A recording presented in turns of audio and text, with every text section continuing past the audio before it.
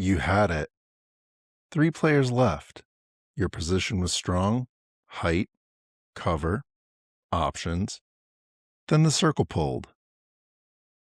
Gunfire cracked past your head. Adrenaline hit your chest. You moved, fast, decisive, but wrong. 10 seconds later, you were gone. Not out-aimed, not outbuilt. You gave it away. Fortnite doesn't hide this. It exposes it. When pressure spikes, something in your decision-making changes. If you don't understand what changed, you'll keep losing games you already won. Stay with me, because the mistake isn't mechanical. It's timing. Fortnite just makes this visible fast. If you don't play Fortnite, just replace Final Circle with any moment where the outcome is close and the stakes rise.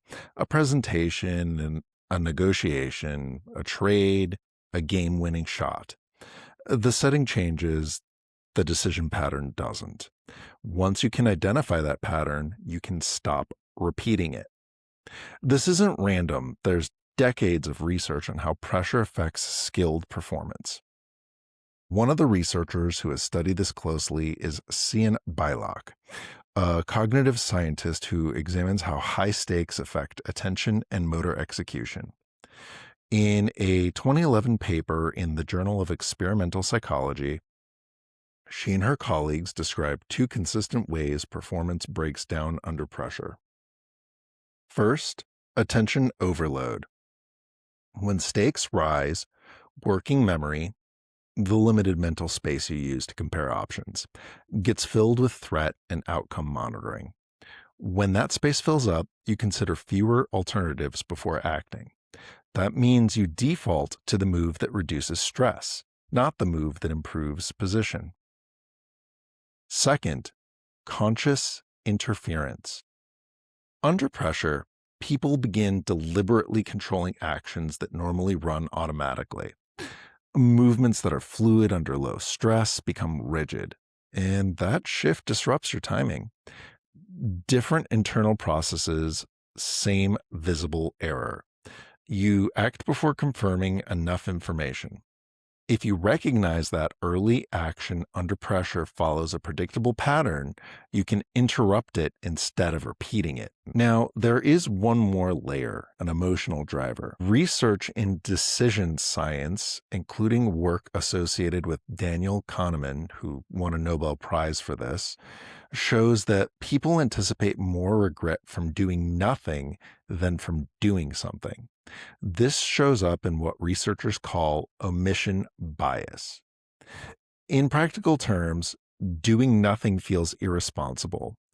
Doing something feels decisive.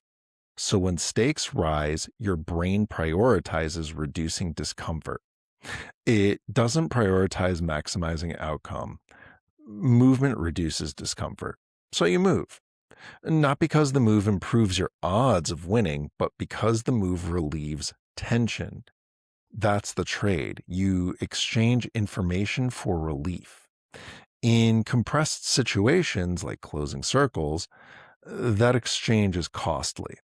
If you can detect that urge as emotional regulation rather than strategic necessity, you gain leverage. So why is this so punishing in the end game? In early game, you're allowed corrections. You can reposition, you can recover, but in the final circle, you can't. Space is limited, time windows are short. In final circle, other players are actively looking for anyone who moves without cover or exposes themselves for even a second.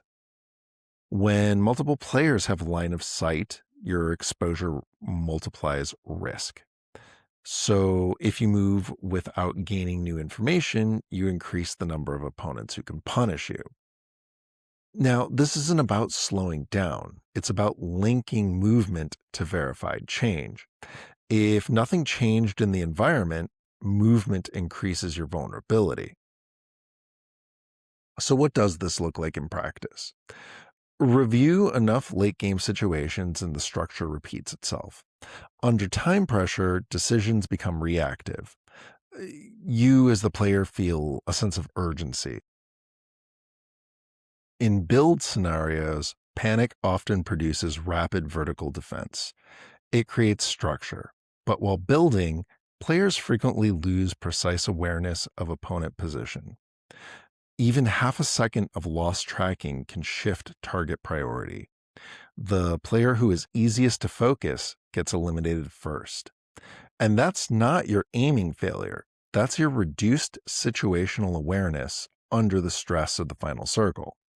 If you've ever thought that build should have saved me, the issue is likely information loss, not mechanics. Most thrown endgames share the same structure. You committed before confirming new information. You rotated without checking who had line of sight. You pushed without verifying that no third party could see you. You changed position before the environment changed. The move felt urgent, but urgency is not evidence. Here's the control loop. Before committing, ask, what did I just confirm? Not what you suspect, not what you assume, but what did you verify? If the answer is nothing new, you are reacting to pressure, not responding to information. Here's the second question. Did this move increase the number of players who can shoot me? Or, more bluntly, did I just make myself the easiest target left? If no new information was gained and exposure increases, pause. Half a second is sufficient. That half second allows you to check whether the environment changed or only your stress level did. That's the difference between discipline and impulse. And discipline is what wins games. Before we wrap this up, let's be honest about something. High-level play requires speed. In many endgames, if you hesitate, you get boxed in.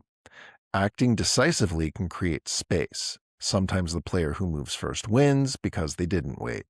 That's real. I'm not saying slow play wins. I'm not saying pressure makes action wrong. There's a difference between acting because you learned something new and acting because waiting suddenly feels unbearable.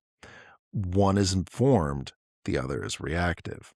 They can look identical from the outside, but internally, they're not the same decision. If you confirmed a rotation, saw someone distracted, identified a clean angle, then by all means move. But if nothing changed except your pulse, that's usually where the mistake happens. And you don't have to agree with that. But if you start noticing the difference in your own games, you'll see how often timing shifts before information does. And that's the pattern. You didn't lose skill. You moved before confirming enough information in an environment that punishes premature exposure. The pressure reduces how many options you evaluate. Anticipated regret pushes action. Action increases visibility. And visibility, of course, accelerates elimination. And that's the loop. All I'm asking you to do is interrupt it. What did I confirm? Did this move increase exposure? If the answer is nothing and yes, wait. That half second preserves winning positions.